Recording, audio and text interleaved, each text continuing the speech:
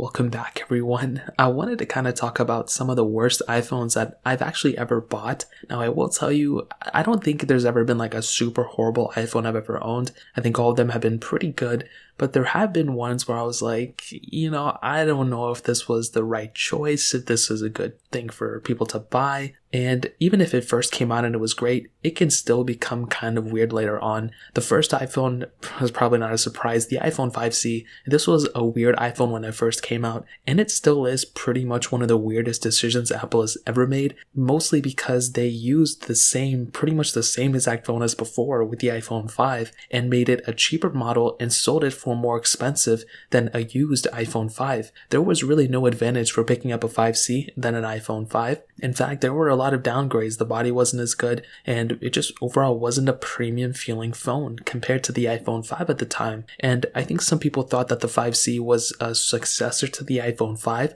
but that was not the case. The iPhone 5S was the successor. The iPhone 5C not so much. But I will tell you, the overlasting effect of the iPhone 5C, if we didn't get this phone, maybe we wouldn't have gotten the 10R series and then eventually turn into the 11 series. So I see some correlation there, but overall, I'm not that much of a fan of the iPhone 5C, and that kind of leads me to the iPhone 4S as well. I think this is one of the weirder phones that Apple has put out. It was great when it first came out, but the decisions afterwards, which iOS 9 came on this device and kind of screwed up this whole entire phone, that was kind of like a groundbreaking thing that Apple did with the iPhone 4. The 4S was an improvement, but I don't think that phone should have gotten iOS 9, and even now when I use this phone, it really isn't as bad as I thought it would be, but it still isn't that big of an improvement as it was before compared to the iPhone 4, which stopped at iOS 7. Now the next phone, surprisingly, this may shock some of you, I don't know if this is technically like the worst phone, and I don't want to say it's like a horrible phone either, because I still think it's a pretty good device,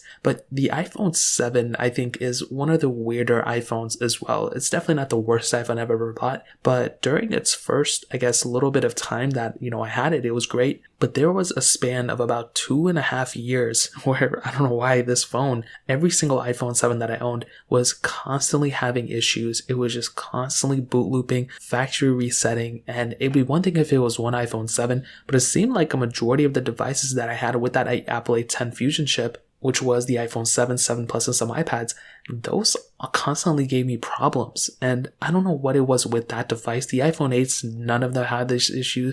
The 6S, none of those had those issues before either. And like I mentioned, I made 30,000 videos talking about this, but that was another little tiny thing that really bothered me.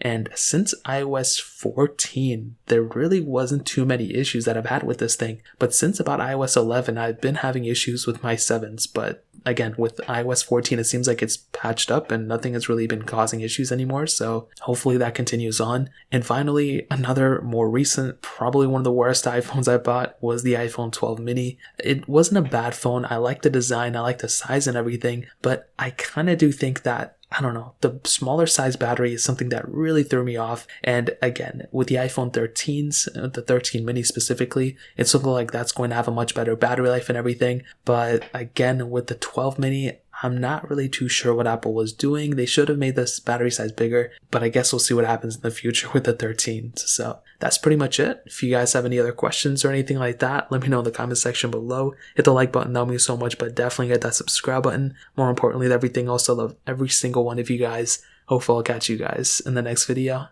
Peace out till then.